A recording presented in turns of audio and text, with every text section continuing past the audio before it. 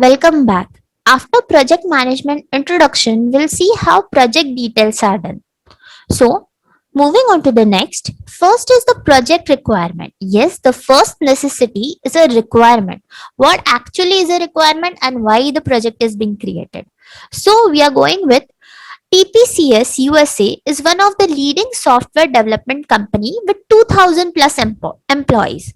So here our customer is TPCS USA. So it's a leading software development company, and what they actually want is they want an internal intranet portal for their different businesses like business functions like sales, marketing, development, HR. So they want an internal intranet portal.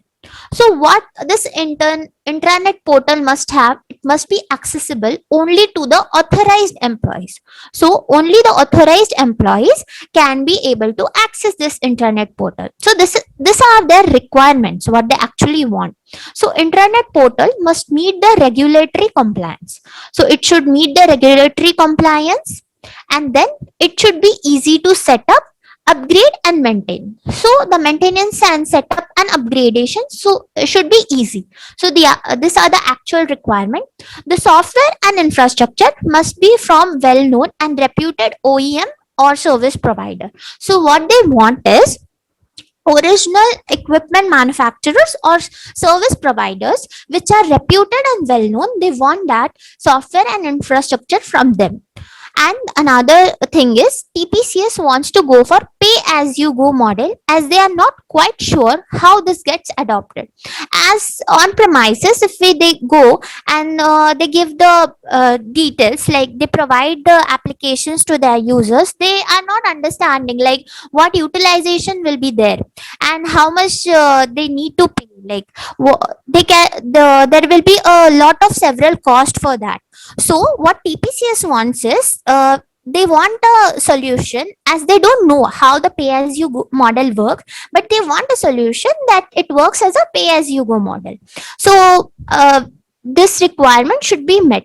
So overall, the requirement is an internal intranet portal for their employees which are under different business functions, and only those who are authorized. It should meet a regulatory compliance, and it should be very easy to set up, upgrade and maintain. And this software and infrastructure what they are being going to be provided with, it should be from a reputed service provider or OEM. And TPCS also wants a pay as per you go model. So next is, and how these requirements are going to be met. So what Techpledge is going to do, how it is going to propose a solution, it is consulting that Techpledge Consulting will be proposed to use the WordPress application. So it will be telling, like proposing the solution to use a WordPress application which is installed in their own controlled infrastructure. So they will propose a WordPress application which will be controlled by own controlled infrastructure.